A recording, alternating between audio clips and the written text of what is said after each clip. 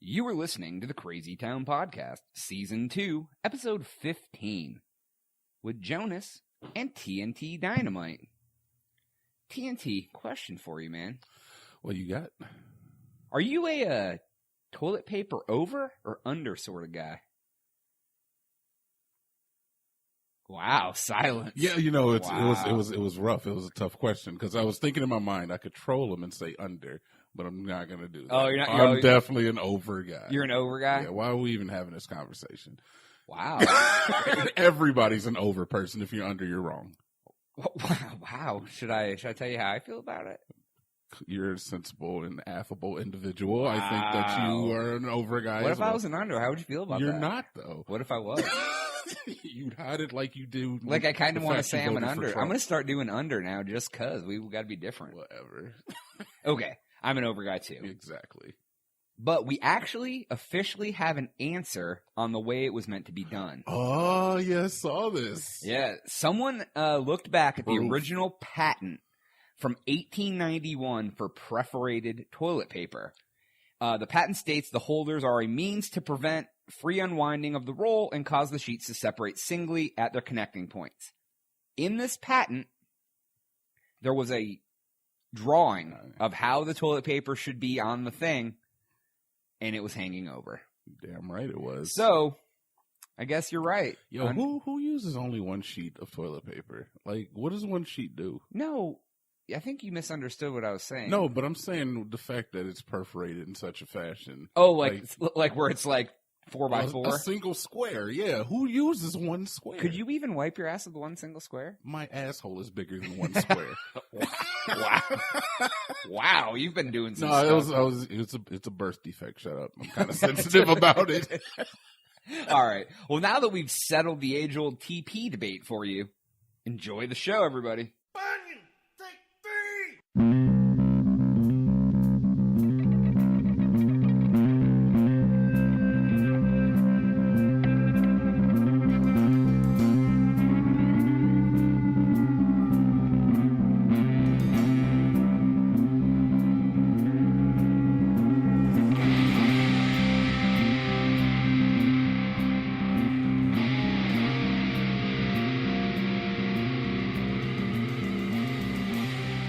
Hello, and welcome to another episode of the Crazy Town Podcast. My name is Jonas, I'm your host, and I'm here with TNT Dynamite, the explosive one. TNT DINOMIGHT. Wow, Yeah. you're getting all fancy with it Put a today. little extra in there for you today.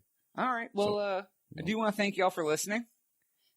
Make sure, if you haven't subscribed yet to our YouTube channel, it's Crazy Town Media. Yeah. All sorts of random shit going on over there. Way to sell it. It's the best gaming videos you'll ever see in your life. Goddamn right it is. Also, if you aren't following us on Twitter, it's at the Crazy Town Pod for the podcast and at Crazy Town Media for everything else. If you do not follow us right now, by the time I'm done speaking this, Grandma will not take you to the Banjo Museum next weekend. But Steve Miller's statue just went up, Grandma, please. He doesn't play banjo. Does he? I don't know. Yeah. Oh, damn it. It's Steve Martin. Steve Martin plays banjo? Yes, he does. Oh, okay, Very cool. good band, actually. All right. And as always, I fucked the joke up. the cornucopia of continuous information, thecrazytown.com. TNT. Oh. We have a nice little show going today. Do we? Yeah, we got PJ Stover's going to join us for an interview a little later. Oh, yeah, the voice lady. Yeah, she does voice work. She's also a former Daredevil. Oh. She was on the radio for many years. Wrestled. Yeah, she's got a lot of She wrestled. she wrestled a little bit. Got a lot of cool stuff to talk to her about. That'll be here in a little while. Also, we got some crazy shit going on. You know, crazy stories, crazy news, the world, all the crazy shit about the world. Wouldn't expect anything less. But are you ready to drop some knowledge on these hoes? I mean, no. But yes. Wow. Let's fucking go. Wow, okay. Let's go. It's time for TNT's word of the day, in which you don't have. I don't even have a phone. But let's go. Word for today is esoteric. Esoteric. How do you spell that? ESO-teric. And what's the definition? Esoteric is when a person says something that is only known by a certain grouping of people. Almost like an inside joke, but not a funny thing. It's something like that. But it's more like when we say pop. And people in the South look at us like we're crazy. Oh, okay. Or if we say open house, it's esoteric to people of like only the people who are around there would know what the fuck. Or you're like about. when we have like inside jokes and we're laughing at it and nobody else on the podcast. Okay, or almost like if you're in like say the medical field and you're using medical terms or whatever, and people are like, "What the fuck are you talking about?" Yeah. It's esoteric to the medical community. All right, fair enough. Look at you coming through in the clutch. Yeah, I know a few of them. You know a few of them. All right, I got you. All right, well, cool. Can you use that in a sentence? Yes. Putting you on the spot. Daddy, I would like some sausage. If you don't know where that's from, that's an esoteric joke. Okay. All right. I guess that would work. Anyways, we're going to jump right into it today. Professionals! You are a professional. All right, we're going to jump right into it today, and today we're going to talk a little bit more about AI taking over the world. We've touched on this a couple times. We're just going to beat our listeners down with like doomsday fucking. You know what? We're on a trend right now, and I'm gonna keep it up for at least for this episode. You're all going to die, and we're going to prove it today. Okay. So we've talked previously about Alpha Zero and Alpha Go. Yeah. And actually, Elon Musk. I'm shaking my head every time. Shaking it. He actually touched on this in a speech he did at South by Southwest here in Austin. Basically, they're AI that can learn computer games. Basically, good enough to beat the world champion human in like 4 hours. It teaches itself to be better than a human. This story is a legal-based AI firm called LawGeeks, LAWGEEX. Look at that fucking hipster-ass way to spell it. Super hipster. They did a study. They used it did in conjunction with professors from Stanford, Duke Law, and USC in California. So, I mean, there were some legitimate schools involved in this trial. Okay. Sounds all right so far. So what they did with this AI program was they trained it to evaluate legal contracts. So they would read through a legal document, and then they put them up against 20 experienced human attorneys. They did a competition. Oh my God. I would definitely get a computer lawyer. Oh, right? So, okay, how this worked was the competitors were given 4 to 5 hours. Or no, I'm sorry. The competitors were given 4 hours to review 5 non-disclosure agreements and identify 30 legal issues, including arbitration, confidentiality of the relationship, indemnification, and then they were scored about how accurately they identified each issue, because they were obviously known issues in these contracts. Let me just ask, what do you think? How do you think? I'm thinking that the computer fucking probably blew them Well, out. I guess I wouldn't be talking about the story if the humans won, right? I'm thinking that somehow the humans ended up going to jail. All of them. All of a sudden, they're just in jail. So the human lawyers, they scored an average of 85% accuracy, which is kind of low, I think, right? Like if you're a lawyer, like going through a contract, I don't want you missing 15% of the errors. And they took an average of 92 minutes to evaluate each contract. The top score on any contract from a human was 97%. What? So no human got a perfect score on any contract they looked at. Oh, but that 97% guy was pretty damn good. I know, right? So are you ready for the AI? It got 100%, man. Come on. The average score for the AI was 95% accurate. It took them 26 seconds on average to go through a contract.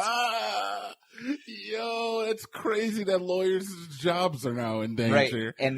And the top score by an AI was 100% accuracy. Wow. So if they averaged 95, they probably had numerous. Yeah. So 10% higher accuracy and over 90 minutes faster per contract compared to the attorney. These are experienced lawyers. These aren't like, I just graduated the bar yesterday or passed the bar yesterday. So an attorney in the study said, this is very similar to what attorneys do every day. The quote says, the majority of documents, whether it's wills, operating agreements for corporations, or things like NDAs, non-disclosure agreements, they're very similar. This guy's name was Gullivson, and he told Mashable this in a phone interview. So is this the end of lawyers? Hey, man, they better watch out. Right, They took over the automotive industry, and now it's time for them to take over law. There's another quote. This is by Erica Buell. She was a professor at Duke University's law school who LawGeeks consulted for the study. She says, having the AI do a first review of an NDA, much like having a paralegal issue spot, would free up valuable time for lawyers to focus on client counseling and other higher value work.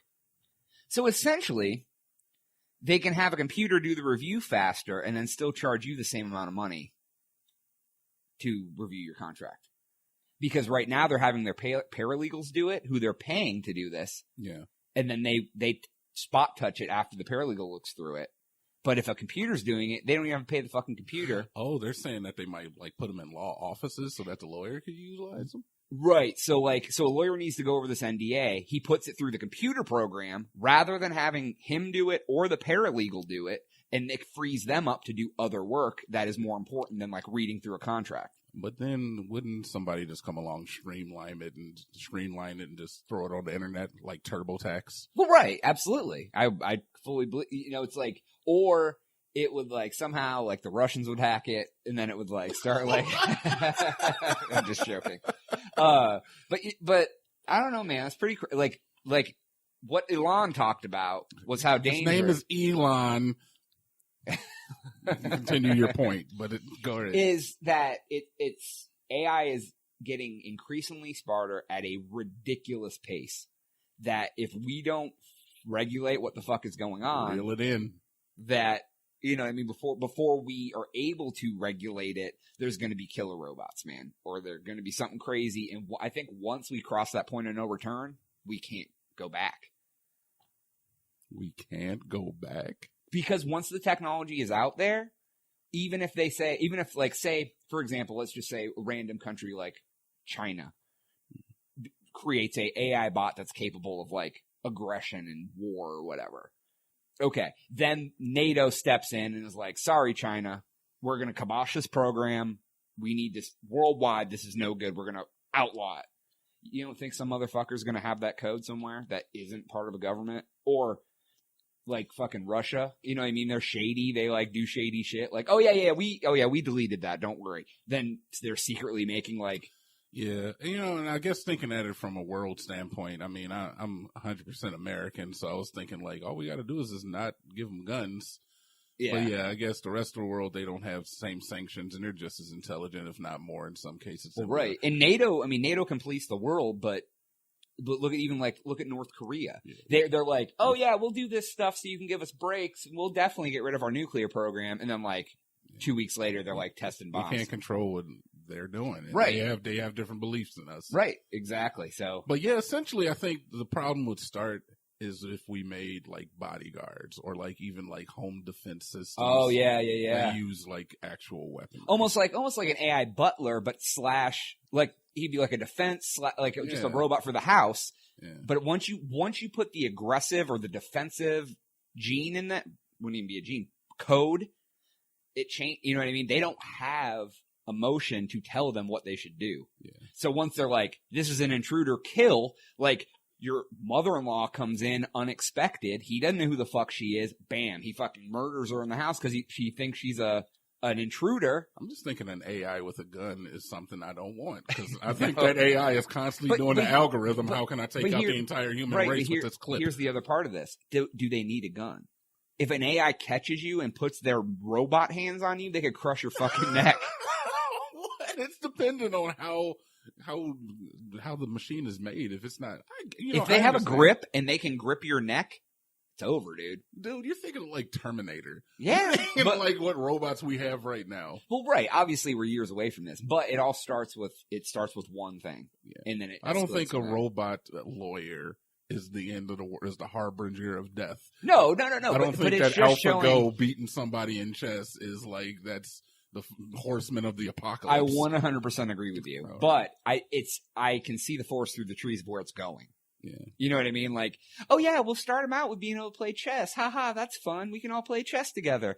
Oh yeah, we're going to read these contracts. That's cool. We'll have them be your McDonald's teller. Then next thing you know, they're like fucking sending robots to space and shit. And like, yeah, man, shit's going to get It's going to get there too. Yeah, you know what? I'm glad that I'm not like 20 right now. I'm glad that I am 20 right now. You are 20. You're 20. We'll definitely be dead before the AI uprising. Oh yeah, absolutely. And we don't have any children, so we don't have to worry about that. Suckers. Okay, so here, this next one I want to talk about, it touches home to you. Is it Elon again? No, it has nothing to do with Elon. It has to do with your buddy, Alexa. Oh, my door's closed. She didn't hear you. She's like, she's always listening. She's like, what did you need? You're like, right. So you rang. So people obviously are already suspicious about them, you know, because they do listen. Like, I mean, that one day you were looking in your phone and you heard recordings of us talking and asking it to do stuff. It holds the recordings of us talking about it. It does. And there's been plenty of times it's in your bedroom. We're sitting in the living room talking about something. We say something stupid about Alexa, and she replies, and we're in the next fucking room. So how sensitive is that microphone? You got to stop saying her name so loud. She's going to think you want something. She's right over there, dude. Stop. Okay. So people were reviewing patents by Google and Apple. Or, I'm sorry, Google and Amazon. I said Apple. And they found some disturbing things listed in these patents. Dun, dun, dun. And this is a quote here. It says, study of the patent applications filed by Amazon and Google with the U.S. Patent and Trademark Office reveals a vision for an Orwellian future in which digital assistants eavesdrop on everything from confidential conversations to your toilet flushing habits to children's movements and books on the bedside table. It says the patents reveal devices possibly use surveillance equipment for mass information collection and intrusive digital advertising. Sounds like fucking Facebook right here, doesn't it? A little bit. Yeah. So John Simpson, I think he's Homer's brother. I was thinking that fucking joke too, dude. Good job. Good job. He is the consumer watchdog. This website I saw this article on was Consumer Watchdog. Yeah. He's their privacy and technology prospect director.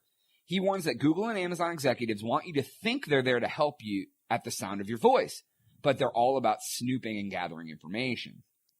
So amongst the things in this patent, it says the assistants can be awake even when users think they aren't listening. They're supposed to wait for a wake word, hence Alexa or OK Google, but they actually listen the entire time they are turned on. It says Amazon envisioned Alexa using info to build profiles to sell you products. I mean, we all kind of already know you search something on your phone or you talk about something and then all of a sudden advertising for that pops up. To a certain extent, yeah. I do feel that way. So like, you should pay attention to that. Obviously when you're in your bedroom, you're not really talking a lot, but if you happen to talk about something, like say you're playing a game with someone and you're talking, you should pay attention cause she's linked to your phone. If all of a sudden shit starts popping up, start talking about weird shit in there. Start talking about like salad shooters and fucking waffle makers and shit, and see if that shit starts popping up on your phone. Just random shit that you normally would never talk about, and see if then you start getting ads for it. Huh. Obviously, if you search it on Google, it's in your search history, so that's all like that. But if being there, just be like, oh man, I really love waffle makers, and like see if she's like if it pops up. So what you're trying to tell me right now is that Google is the Antichrist. I'm getting through it, man. We're Google and Amazon and Facebook. I think all this shit. I think it's going to come out just like Facebook got. That they've busted. been listening to us the entire time. It says the other patent is for an algorithm that can identify statements of interest. So this is why I was kind of saying the waffle thing. So the example is if you say, "I love skiing," it would recognize that I love is a statement of interest. So then it would use that to target you for skiing advertisements because it heard you say something like, oh, I love a good book. Then it starts giving you book advertisements or, you know what I mean? Or, oh, I love spaghetti. Then it's like Spaghetti Warehouse fucking. I'm getting pissed. Well, right. I'm getting a little pissed. Now these are just, these are just applications in the patents. It doesn't mean they're doing this, but it just means that this is something. It says, The second part, they can connect to other internet-enabled home systems to monitor family member habits and infer what they're doing. So what that means is the Google Patent app describes using it to monitor and control screen time, hygiene habits, meal and travel schedules, and other activity. It says it can infer mischief based on audio and motion sensor readings from rooms where children are present. It can incur mischief? Infer mischief. Infer mischief. So it can understand what's being said and understand in a mischievous fashion. Right, I guess. And then it says the devices are envisioned as a part of a surveillance web in the home to chart families' patterns so they can be marketed for interests. Google connects its home, in quotes, to various other smart devices, thermostats, lighting, made by Alphabet. They have a division called Nest, which makes home things like... Oh, yeah, I've heard of that. Yeah. They make, like, thermometers and all that stuff. Mm-hmm. So it says, when connected... Yeah, no, keep going. So when connected, they can be aware if people are home, sleeping, cooking, hanging out, watching TV, even when you shower or flush the toilet, according to this patent, depending on these smart devices, how many you have and how integrated Google Home gets with your thermostat. Because obviously, a lot of people, when they're not home, they turn their thermostat up because they don't want to waste energy cooling an empty house, things like that. Oh, my God. I always wanted that, too. I'd be like, it'd be cool to control my lights with Alexa. Right. And then another Google patent outlines ways to collect info about family members' interests and activities to infer likely purchases. And the example is, like some of these things have cameras. So it says like sports could be marketed to a 15-year-old boy if the camera picks up him holding a basketball in the living room. Not putting any cameras in the house. No, right. And then it describes how Google could infer Will Smith. Wait, what the fuck? Oh, okay. Infer like that you have interest in Will Smith by combining a browser search history with like an image from like somebody has on their t-shirt. Yeah. That's caught on the camera. Yeah. Like that bright t-shirt that I have. Right. Yeah. They could be. Yeah. They could be. Bright poster that I have on my wall. Yes. Because you're a huge Will Smith fan. I'm a huge Bright fan. Yeah. So it describes how it could sell you a TV show by spying on a book sitting on your nightstand. Because the camera could catch the book that's sitting on your nightstand. It says the answers to these questions may help third parties benefit consumers by providing them with interesting information, products, and services. No. As well as providing them with targeted advertisements, exactly. The patent application claims. The biggest issue with what this is that when the data is compiled, that others can potentially access it. Mm-hmm. Exactly what just happened with Facebook. And because what was it? The tax one? Oh, I don't know. What happened before that one? Well, this is almost exactly. It says, for example, home insurers and utility companies have already made deals with Nest to put smart devices in companies' home. Mm-hmm.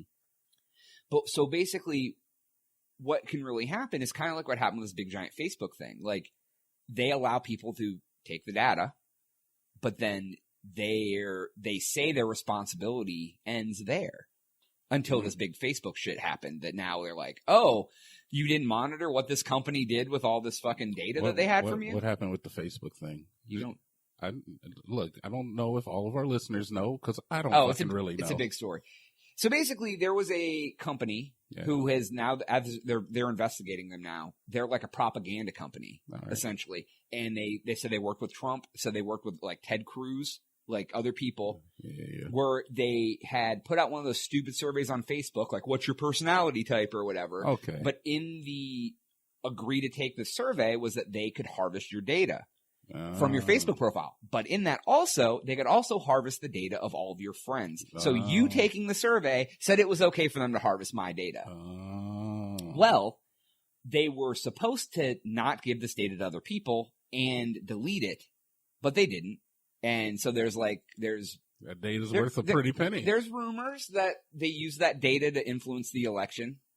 Things like that. Right. So maybe it wasn't even the Russian hackers. So essentially they can, it's a propaganda machine. So essentially, Alexa, Google, Amazon, whatever, is taking our information, and there's a chance that they might sell it or may end up in the wrong hands. Or using it to manipulate the public's opinion. Yeah.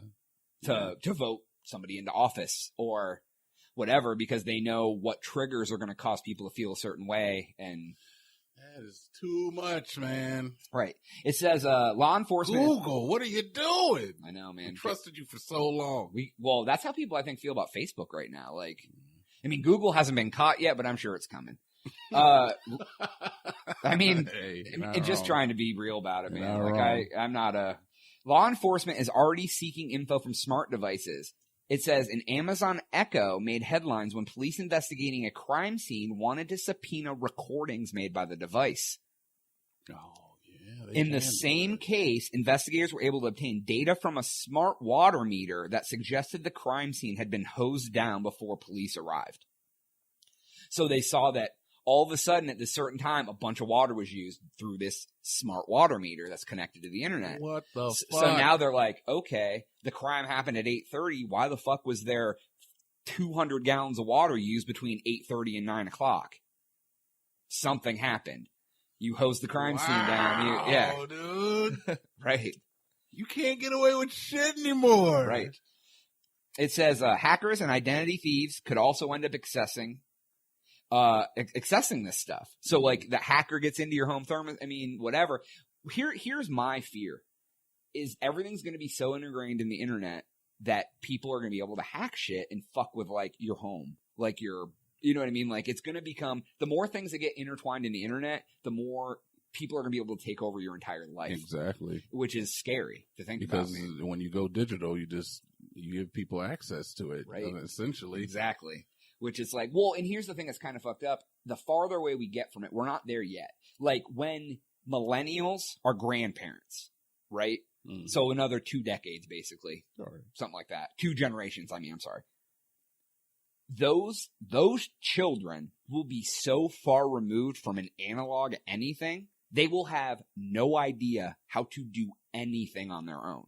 The millennials now already have a hard time with like doing things. Not saying that they're stupid or anything like that. Just you leave us alone. Like a millennial, like I saw like an example is like a millennial tried to use a rotary phone. Yeah, no fucking clue how to use it. Like, what if like they had to go and harvest their own wood? I mean, like it's just you get so far removed from like physical activity to like be productive, or how to write a ledger, how to fucking manage your checkbook, how to do accounting without Excel. But I mean, I feel you there. But I don't think we're going back that far. If we do, we got bigger problems. No, my point. I haven't got to my point yet. So they're that far removed. So everything's going to be so ingrained. Everyone's going to be so far removed. What if a group of Russian hackers decide to fucking knock out the fucking internet, kill it? Why they got to be Russians? Because they're the ones doing all the shady shit right now. Floridian hackers, right? Someone decides to do something and it maims the internet. Even to say it knocks it out for a month because they fuck it up so bad that they have to rebuild everything. What the fuck? Could you imagine the internet without the internet for a month right now? Imagine what's going to be like in 30 years. I would not make it. Well, right. Nobody would. And in 30 years, it's going to be even worse than it is now. Because people aren't going to know how to function without it. At least now, there's enough people alive that functioned without the internet that if it went away for any extended period of time, we could function for a while. But in 30 years, all of us are going to be dead, and millennials will be the oldest people around. They don't know how to do anything either. I feel like for us right now, if we lost the internet, it would be of an inconvenience. Right. I could definitely see how it would be like debilitating because like brick and mortar stores are dropping everywhere, right. Man. Right. All of these places are closing. You got to order your shit off the internet if you want anything that you want. That's what I mean. Give it 30 years. Yeah, fucking getting groceries is becoming more and more online. So grocery stores are going to stop. Like at least the grocery stores. Right. It'll be Walmart will have a big giant distribution center. You order your order online. They bring it to your house. Exactly. Right. So you can't go to the brick and mortar. I don't know if that's necessarily. Right. 40 years down the line, 50 years down the line. Whatever. Eventually it's going to come to the point where if it went away, the world would fucking, and that may be our great filter. Wow. What are you trying? Tie in. Last episode, great filter, Fermi project resolution issues. Yeah. And then here's another thing. The Google, because it says the Google Home frequently asked questions. even says anyone who is near your Google Home device can request information from it. And if you've given Google Home access to your calendars, Gmail, or other personal information, people can ask your Google Home device about your information. Google Home also gets information about you from other interaction with Google services. So people, yeah, so.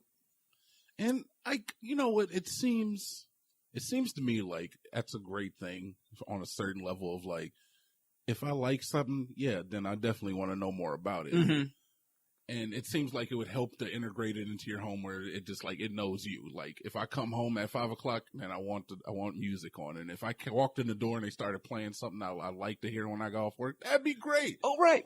Or like you get home and the house is already a crisp, cool, whatever temperature you want, but during the day it automatically goes up. Lighting's just the way I like it at a certain hour. You walk in the door, they're already playing your favorite song. Exactly. You know what I mean? That sounds great. Like you put the food in the oven, it turns it on a certain time, and boom, it's cooked when you walk in the door. Just random shit like Jetson shit. But here, and all of this shit is great in theory. Here's where it goes bad. Greed and the human condition. Yeah. Fucks it all up, man. Yeah. Because everybody's got to try to work the system to whatever, to make some extra money, whatever. Greed. We need AI bureaucrats. Yeah. AI president. We need fucking Handsome Jack from Borderlands 2 to come in this bitch. That's an esoteric. Yeah, I know, right? All right.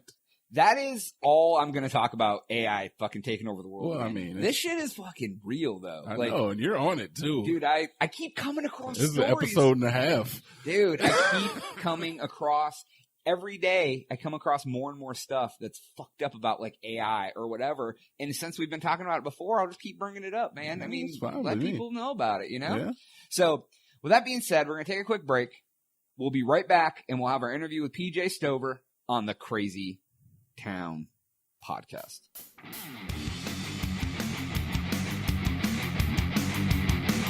Where am I? And we are back on the Crazy Town podcast with a very special guest, PJ Stover. She is a voiceover artist and has a lot of cool other stuff she's done in her past. So why don't you go and say hello to everybody? Hi, I'm very special, huh? Wow. Yeah. Definitely. You want to go ahead and let everybody know where they can find some of your things on the interwebs, like on your website or Twitter or whatever? Yeah, everywhere. Just put in PJ's Voices, and I will come up. Or PJ Stover. PJsVoices.com. Okay. All right. And then you are you can be hired to do any voiceover work, graphics, or animations, things like that as well? Yep. Everything is on my website. I do over 50 voices, character voices. From kids and, old men, old ladies, everything. And regular voice as well. Awesome.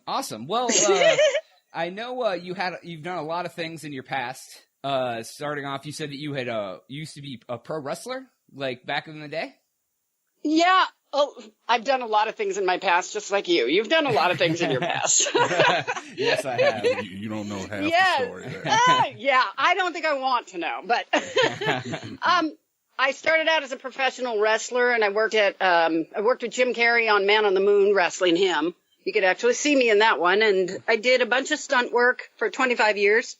But yeah, I started out when I was 17 as a wrestler. Okay, and what do you remember the name of the promotion that you worked for? You mean Screen Actors Guild? No, the wrestling promotion that you used to wrestle for? Yeah. That was AWWF, American Women Wrestling Federation. Yeah. In fact, you could look that up on IMDb and on YouTube. You just put in AWWF and I come up. What was your wrestling persona? What was your name? Kitten Steel. Kitten Steel? That's awesome. Yo, that's meow. Meow. Yeah, I'm dumb. So, what made you want to try pro wrestling at such a young age? Like, what made you get into that?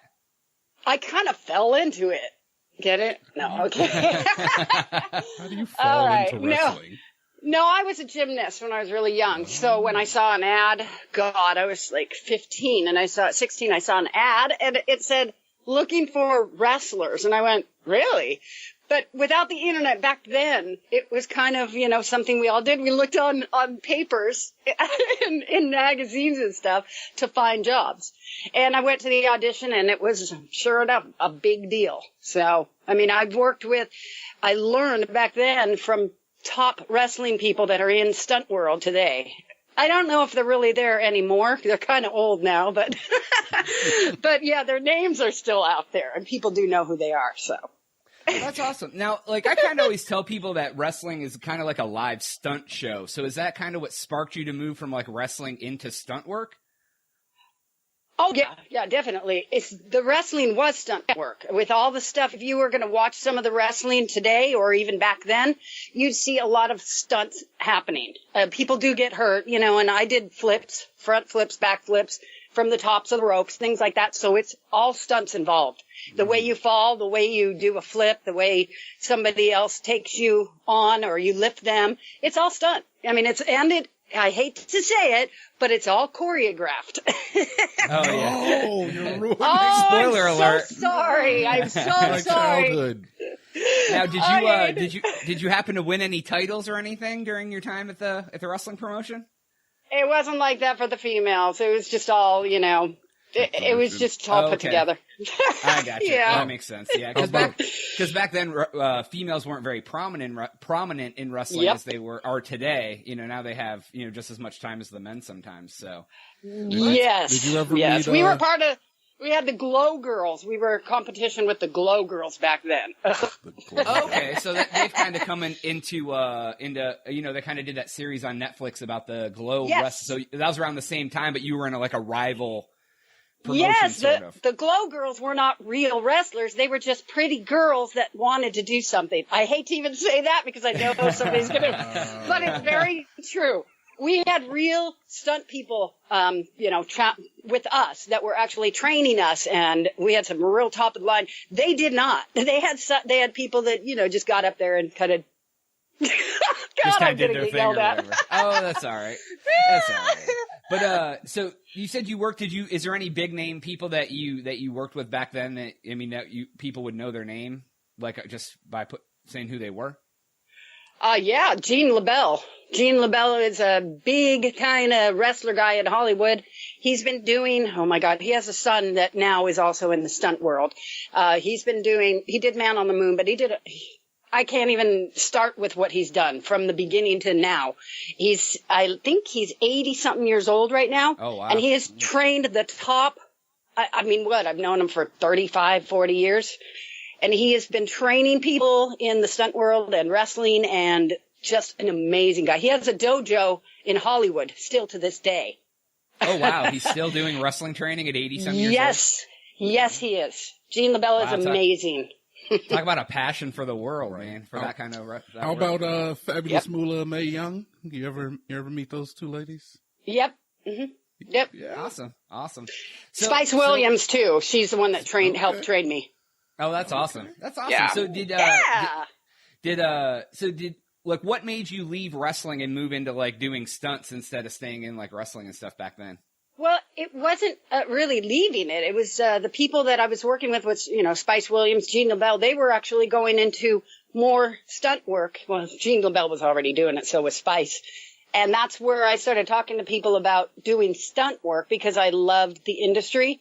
I mean, I was already an actress and a singer and all that, so why not, go from wrestling to stunts? And that's what I did for 25 plus years. And then radio and voices and so on and so on. It's all the same field, so yeah. Right.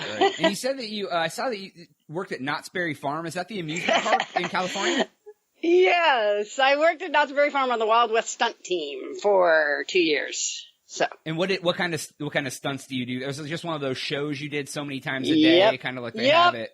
That was it. It was a show that you did and took lots. There's probably thousands and thousands of pictures of me out there with my cowgirl outfit.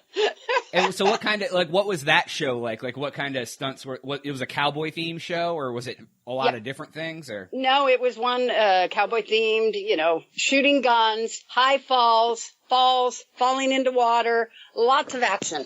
I mean, it was a stunt action show. So Lots of action. Oh, was it like did it have like a story and like everybody was like kind of like a character? Oh, okay, I got you. Yeah, it was a Wild West stunt show, and it was the biggest thing. You know, everybody that went to see any shows, that was the main show to go see. So, awesome. Lots. So how many times a day did you do the same show over and over again? In the summertime, 5, 6 times. And then when October came around, you know, for the, you know, Halloween haunt, we were doing a lot of shows. We would do those shows during the day, and then at night we would do the Halloween haunt shows. And if you've ever been, well, you haven't, but Not Scary Farm has the best Halloween haunt show ever. And, I mean, it's just amazing because they make fun of everything that happened in that year. When I was in it was Susan Powders and some crazy, crazy stuff back then, and Forrest Gump. And then we did stunts and, you know, and kind of a little show with it. And it's usually the best show, Halloween Haunt. So you did the same show 5 or 6 times a day, 5 days a week, 5 days a week for 2 years? Yeah, and I was only there 2 years. Some people were there 15, 20 years. Wow.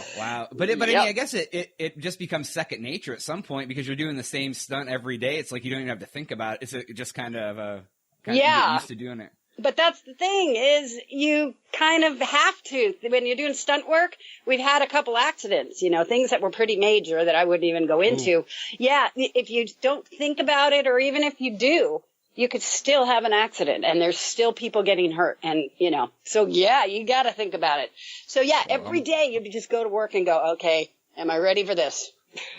So definitely glad you're still with us because I know it's dangerous work. Yeah, well, and then I can imagine, like, say you're doing a show like that, and like you get one new person that fills in because someone leaves, and then all of a sudden there's one guy, it's his first show, and everybody else has done it 30 times, and you're like, oh God, I hope this one guy does what he's supposed to do. Yes, it's all trust. It is so trust. That's why when they do auditions, you really have to know the people and train them well. And we had the best people training us too. So yeah, it was scary. I mean, you know, it's just like the stunt world now today. It's the exact same thing, but you know, now you're going to a movie set and you're going to do a major stunt and you're trusting everybody around you because, you know, that's why the stunt industry is very tight.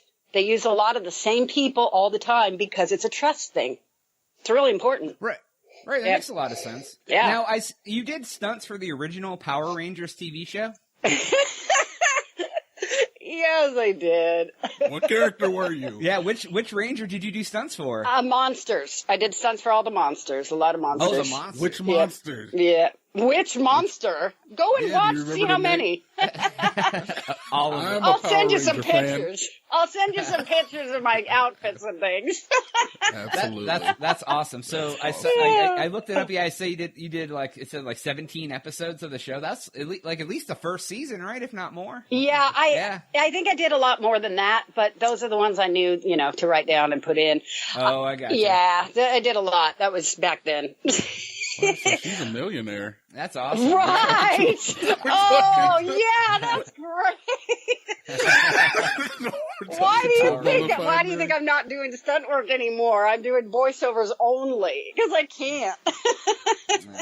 Kind of ruined my back, you know. Oh, I'm sorry to hear. Yeah, I imagine over time. Like, right. now, was it? Now, you also did a Buffy the Vampire Slayer show. I did an unaired pilot. Yep. I did a bunch of them. No, they didn't put everything up there. I did a whole bunch of them too. I played a wife a couple times, and then I did a bunch of background stunt stuff. So background stunt stuff. And this is the one with this is the one with Sarah Michelle Gellar. Yep.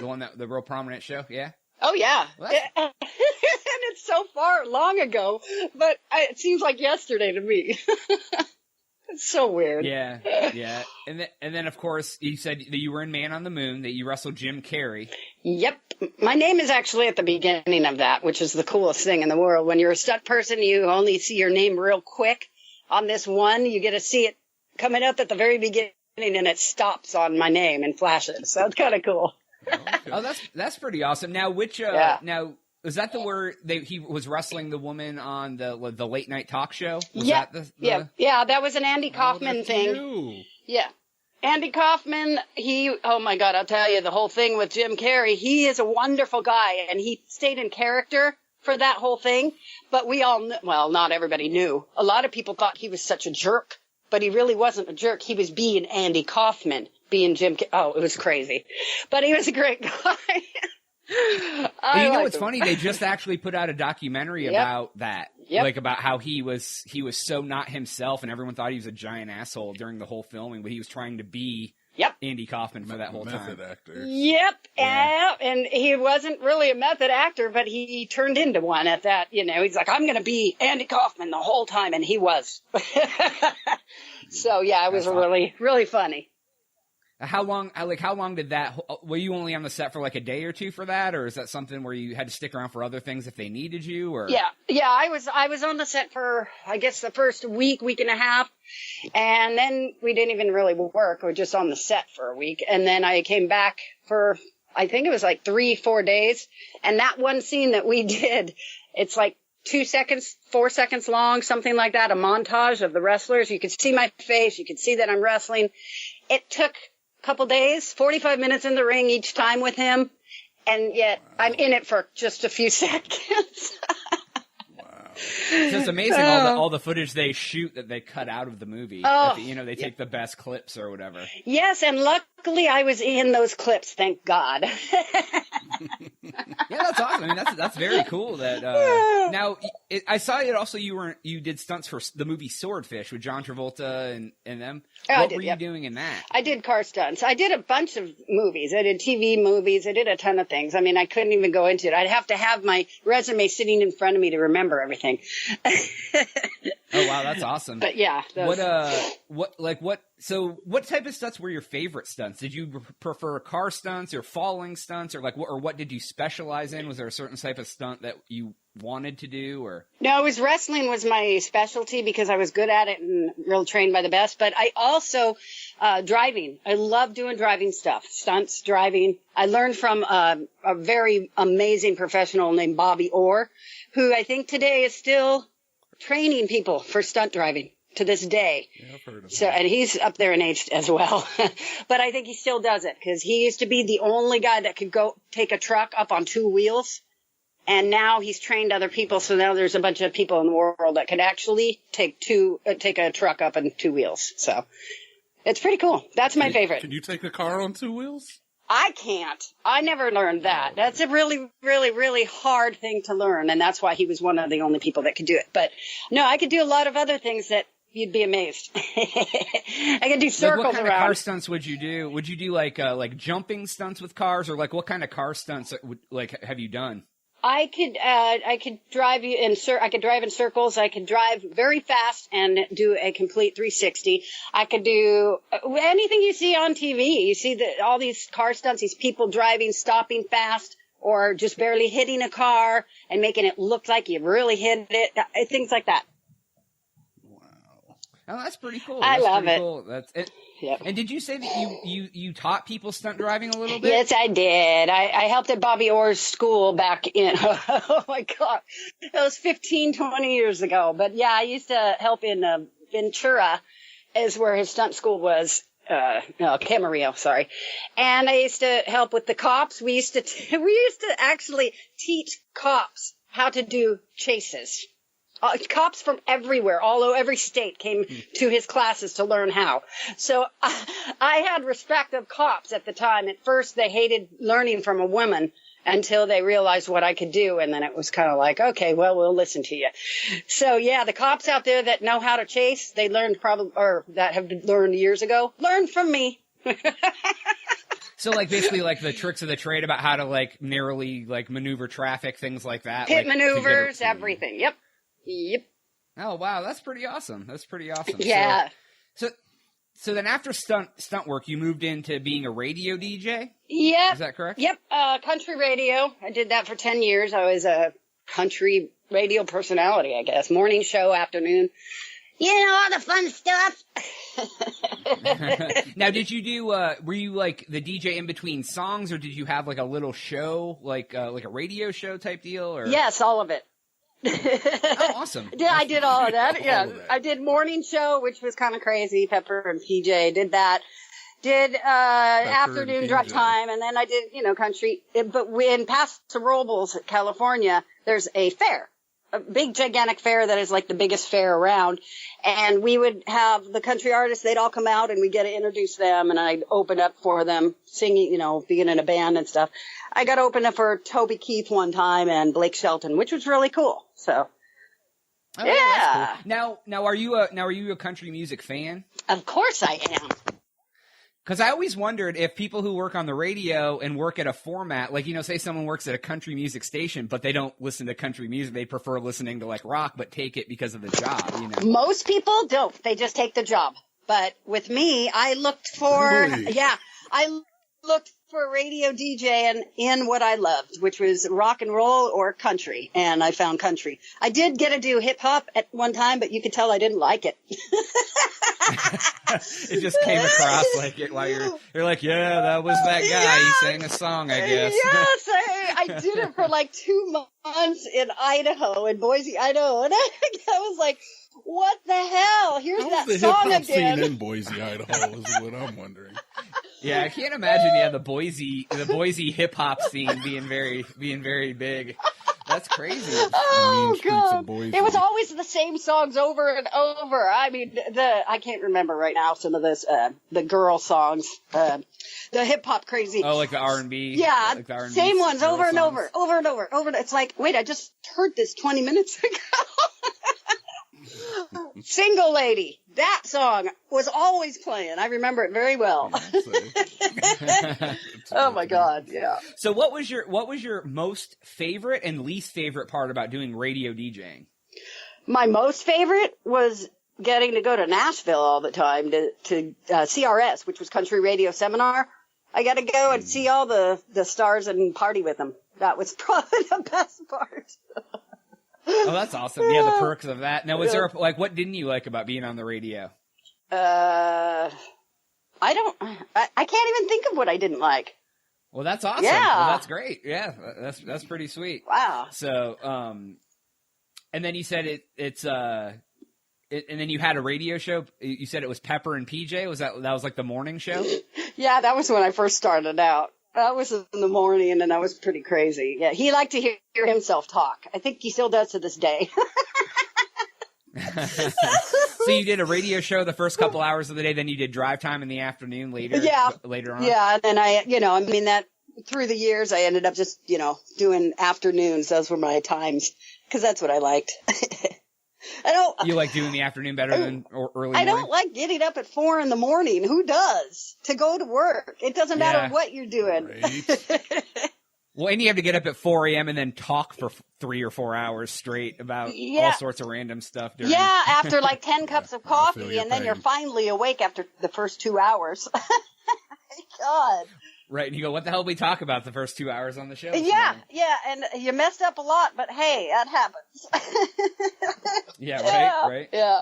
So then, what made you move into voiceovers and animation and things like that? You said you've been doing that the last couple of years? Well, actually, I've been doing voiceover for years, like 20 years, but never full time. It was only off and on. I would do little voices for, little story times and things like that. And then on the radio for 15 years, 10 years, all the commercials that people would come in to hire somebody to do, I would get to, do all the voices in the commercials. And that's where it started again. I was like, wait, this I really love. And I knew I wasn't going to be doing stunt work forever. So I kind of had to get better at voices and, so now I have 50-something voices and can do them all. And I love it. And I don't have to go crazy and hurt myself. Yeah, that's always good, right? Any job you don't have to hurt yourself. Yep. So is there any particular voiceover project that you've done anytime in your past that stands out as like the one you did the one you had the most fun doing, or the most prominent one that people would recognize you from? Or I did Nestle cookies. I've done ABC commercials, CBS. Just, basically when you're hired back then as voiceover, the only thing, I haven't done Disney or movies, animation, which is what I really am trying to do. But all the things that you get hired for, you come in and read. So I did a lot of TV commercials, then you hear my voice. Mm-hmm. It's just, you don't can't exactly say, okay, here's the exact ones. I could go back and listen to all of them and look for everything and write them all down. But I've done so many in the last 15 years. Yeah, I mean, it's crazy. Right. Any video games? Yeah, I just did a couple video games. There were, as far as I know, when I just did them, they're brand new and nobody knows about them yet. But they're like, oh my goodness, I wish I had that written down. Should have told me, I would have wrote it down. It's a new game coming out, and yeah, it's like fight games. All these popular fight games coming out. So, yeah, I gotta do the voices. Ah! You know. So, yeah. So that's pretty cool. I think getting into the gaming voiceovers is probably a good industry as well, because there's so many different characters. There's games. A million. So yeah, and if you can get a good one and just keep with it, then that's good. But hiring for movies, for Disney type stuff, or, you know, whatever else is out there, that's what my main thing is. That's what been trying to get seriously into. So. Well, if anyone from Disney happens to be listening to the Crazy Town podcast, you never know. Here you go. All three of us are available. Yeah, all three of us are definitely available for anything you need. So we have a couple random questions that, you know, we like to ask people, you know, we have on this show. Oh, no. So yeah, I take it. Do you eat pizza? Do you like pizza? I love pizza. Okay, if you could only have the same 2-topping pizza every time you ordered pizza from now to the rest of your life, cheese is included, what 2 toppings do you pick on your pizza? Canadian bacon and pineapple. The hot questions. Man, you're the third person to say that. So quick. Yeah. I expected her to think about that a little bit. That's my favorite. So right out. There's nothing wrong with that. Yeah, absolutely. Yeah, I can do that. I went with a double bacon, and TNT over here goes double mushroom. Ooh, pineapple doesn't belong on a pizza, though. Pineapple doesn't belong on pizza? No. That's when you're one of those guys? I'm definitely one of those guys. I'm indifferent. Whatever you want, man. A lid for every pot. Add anything on a pizza and it belongs. Add a cookie. You know, it just depends on the person. Put ketchup on it. Who knows? I saw a picture. That's blasphemy. I saw a picture online where yesterday or 2 days ago where someone had put Peeps on a pizza, like Easter Peeps, and like melted them on. It was like a cheese pizza with like Peeps melted on it. I don't know. That's pretty gross, but disgusting. Hey, that sounds to weird. each his own. Okay, now the next one. Right, exactly. Now the next one. If you could mix together any 2 animals to create a new animal where logistics isn't a problem, and you could literally mate any 2 animals and create a new animal, what animal? A dog and a horse. My 2 favorite. A dog and a horse. Yeah, my 2 favorite. So, but would it be like a horse-sized dog, yeah, or like a dog-sized horse, or like how would you? Horse-sized dog. Because we don't have that. We have dog-sized horses, but we don't have horse-sized dogs. Do we have dog-sized horses? Yeah, I guess mini ponies and stuff are kind of, little horses. Yeah. They have little horses. Okay, so would it be like a horse body with a dog head and a horse tail? Or like... Yeah, well... Or would he have the dog claws? Or would he have hooves? The horse, or the dog personality in every way. So it would be a gigantic dog, basically, that would have, you know, the horse head, maybe horse ears, and the neigh. But yet would still have the personality of a complete dog, like my lab. A gigantic lab. And you could saddle it up and ride it, so you could just ride your lab around. That would be pretty awesome. I actually mixed a cheetah and a horse together. I just figured it would be a killing machine. Yep. It would be like the size of a horse, but as fast as a cheetah with like claws. Yay! Yeah. I mixed a gorilla with a butterfly because I would like an army of those to help me. Yeah, a gorilla with butterfly wings. That'd be a pretty sweet animal, right? Yeah. That'd be scary as shit if you saw those big ass things coming a flying towards you. gorilla? Hell no. But he has big, beautiful monarch butterfly wings, so he looks pretty as he's coming towards you. Okay, that's comical. That's actually very comical. Yeah. Jesus. Like that. So, and one last little one. If you could make any animal the size of like a house cat to keep in your house, what animal would you shrink down and have living with you? Well, a monkey, but you already have monkeys shrunk down, so I like monkeys. I like monkeys. Yeah, monkeys are sweet. I think having a spider monkey run around your house would be interesting. Until they start destroying things when they don't get attention. 24-hour day attention. They're worse than kids. But they would be fun. They would be fun. You've had a pet monkey in the past. You make it sound like you. Yeah, well, at Knott's Berry Farm, the animal show, I got friends that are, that train animals. So I've been around all that kind of stuff, especially the monkeys. And I like them, but I wouldn't have one. Okay. Yeah. It's like ferrets. I think ferrets are super cool, but then they're not They very awesome stink. to actually have. They like around stink. your house. They stink, yes. They do stink, absolutely. Yeah. So, well, I covered pretty much everything I had. Do you want to tell everybody again where they can find you online? So if they want to look you up, You can find me at pjsvoices.com, or just Google me, or IMDb me, PJ Stover, or just put my name in anywhere and it comes up, I would hope. But I'm on voices.com. Right. I'm on voicerealm.com. Yes, I am on Fiverr.com, but my prices are not $5 or $10, so they're a lot more. Gotcha.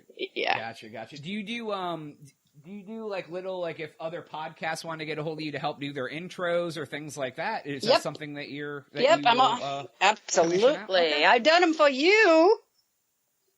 I did them for you. Yeah. Absolutely. So, but yeah, anybody out there who needs any voiceover work done at all, hit her up. She's very talented. So, but we do want to thank you for taking time out of your day to stop by and talk to us for a little thank bit. you for having me. I'm so excited. I had such a good time. You guys are hilarious. All right. Well, thank you so much. And then we will be right back on the Crazy Town podcast.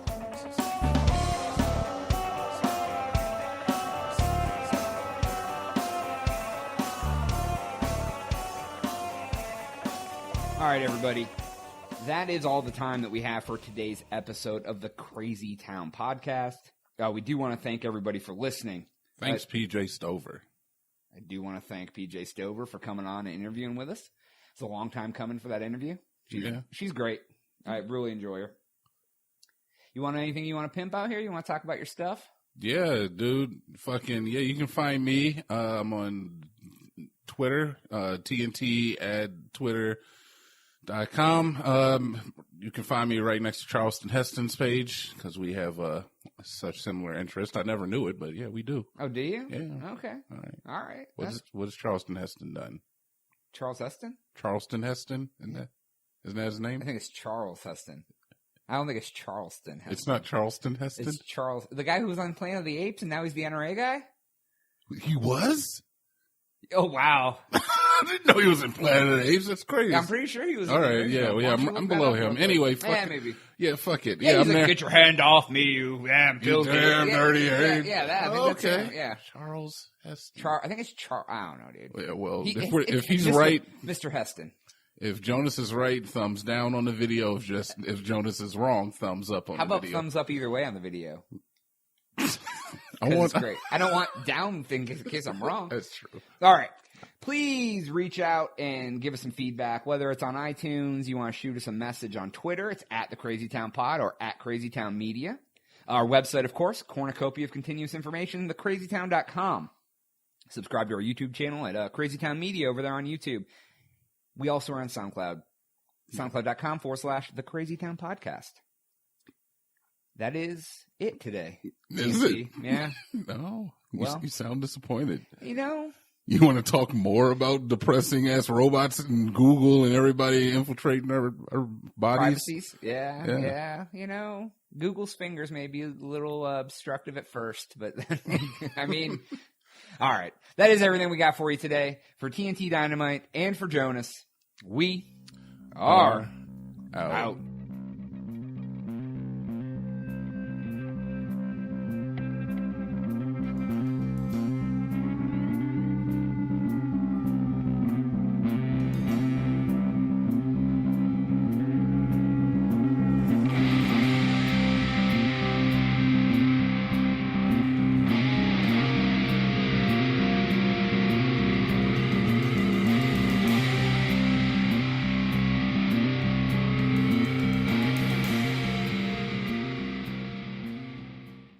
Hour is over.